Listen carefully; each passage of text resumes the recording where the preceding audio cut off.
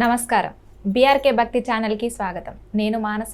ఈరోజు మనతో పాటు ఉన్నారు ప్రముఖ ఆధ్యాత్మికవేత్త, జ్యోతిష పండితులు బ్రహ్మశ్రీ దేవులపల్లి బాలచందర్ శర్మ గురువుగారు ఉన్నారు. గురువుగారిని అడిగి విశ్వవసునామ సంవత్సరంలో 12 రాశుల వారికి ఎలా ఉండబోతుంది, వాళ్ళు ఎలాంటి పరిహారాలు చేసుకోవాలో గురువుగారిని అడిగి తెలుసుకుందాం.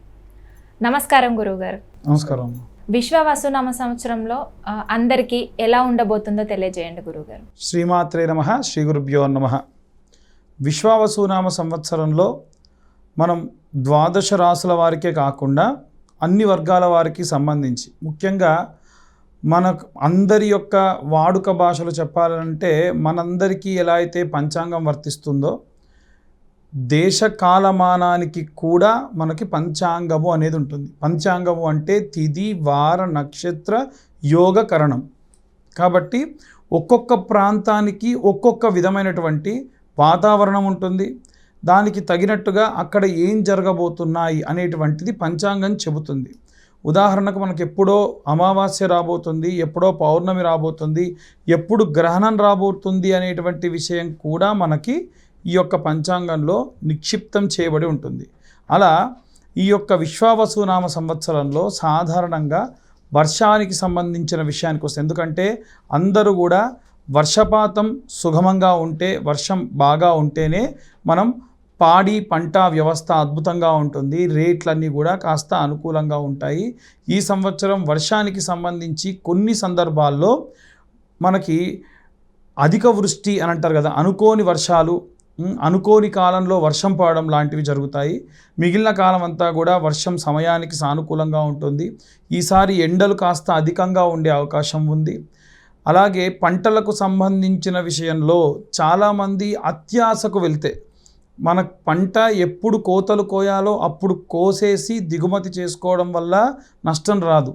ఇంకా పక్కన వాడి ఖాతా బాగా ఉంది, నాది ఇంకా పెరిగితే బాగుంటుంది అని కనుక ఆశపడితే ఆ పరంగా ఆ సమయంలో అనుకోకుండా వర్షం పడడం వల్ల ఇబ్బంది పడేటువంటి అవకాశం ఉంది. గురువుగారు, విశ్వవసునామ సంవత్సరంలో సింహరాశి వారికి ఎలా ఉండబోతుంది, వాళ్ళు చేయాల్సిన పరిహారం గురించి కూడా తెలియజేయండి. శ్రీమాత్రే నమః. శ్రీ గురుభ్యో నమః. విశ్వవసునామ సంవత్సరంలో సింహరాశి వారికి సంబంధించిన విషయానికి వస్తే ఎలా ఉండబోతుంది అనేది తెలుసుకుందాం. సింహరాశి వారికి సంబంధించి ఆదాయం 11, వ్యయం 11, రాజ్యపూజ్యం 3, అవమానం 6.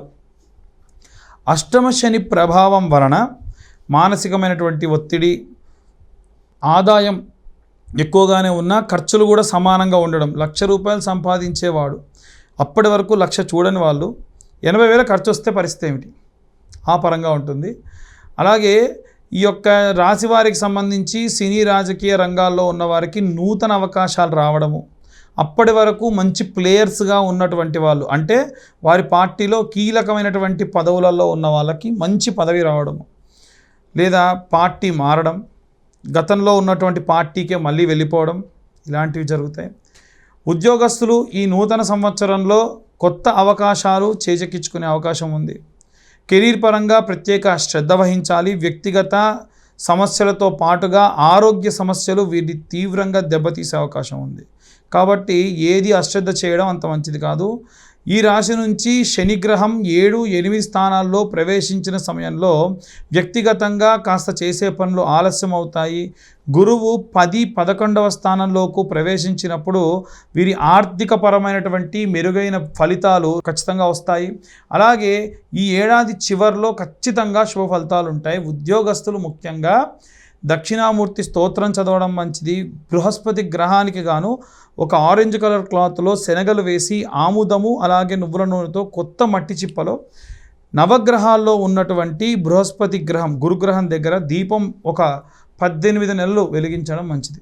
వ్యాపారస్తులు నూతన సంవత్సరంలో సింహరాశి వారికి సంబంధించి ఆర్థిక పరంగా మెరుగైనటువంటి ప్రయోజనాలు కలుగుతాయి. వీరు ఊహించినంత డబ్బు పొందుతారు. అలాగే భౌతిక సుఖాలకు బాగా అలవాటు పడిపోతారు.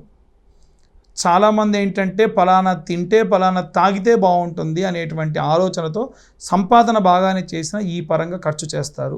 గురువు 11వ స్థానం నుండి ప్రయాణం చేసిన సమయంలో ఆదాయ వనరులకు సంబంధించినటువంటి గడ్డు కాలం వచ్చే అవకాశం ఉంది.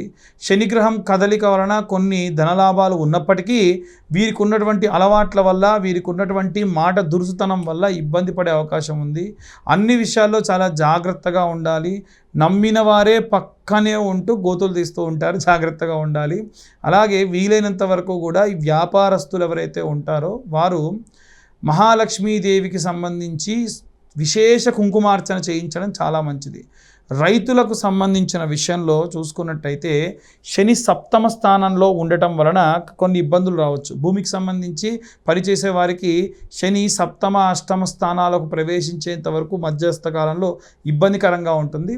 అలాగే వీరు మరోవైపు రాహుగ్రహ ప్రభావం వలన నష్టాలు ఎదుర్కోవచ్చు. అంటే తెలవని వ్యక్తి ఏవైనా చెప్పినా, ఏవైనా సరే సజెషన్స్ చేసినా, అప్పటి వరకు మనం చేసేటువంటి పనులు, అప్పటి వరకు మనం చేసేటువంటి చేతి వృత్తులు, కుల వృత్తులు, రైతులు ఎవరైతే ఉన్నారో ప్రయత్నిద్దాం అని చేసే పనిని పక్కకు పెడితే ఇబ్బంది బాగా అవుతుంది.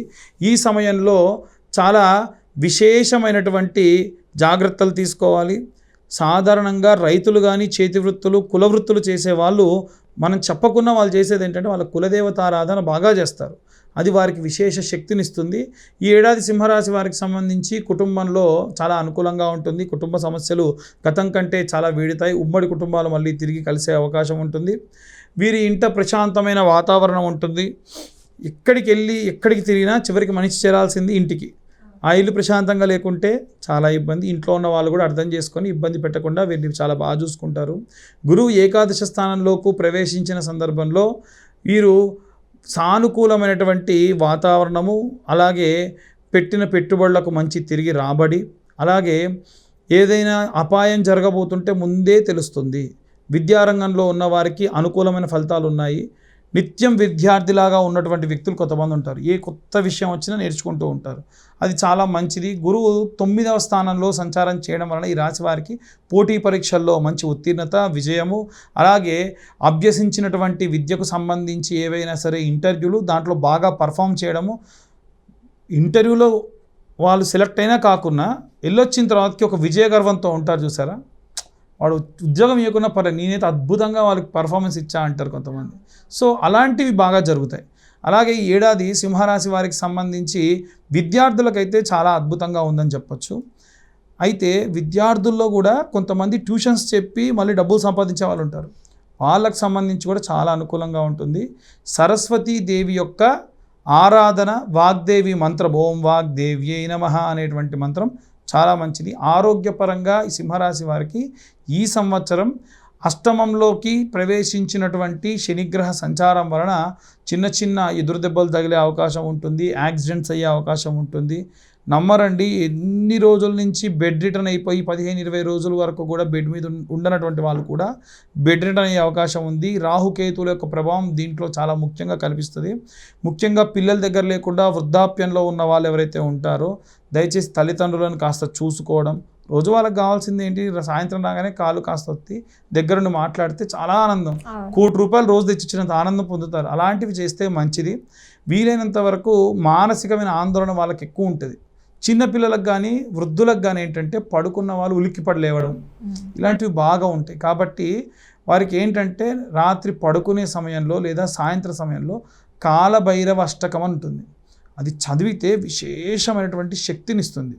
అలాగే ఎవరైతే వివాహం కాని వాళ్ళకి వివాహం కోసం అమ్మాయిలైతేనేమో వరపాశుపతం, అబ్బాయిలైతే కన్యాపాశుపతం అనేటువంటి హోమము, అభిషేకం చేయించుకోవడం మంచిది. దానికి సంబంధించి తెలుసుకోవాలంటే కింద ఉన్న నెంబర్ కాంటాక్ట్ చేయొచ్చు.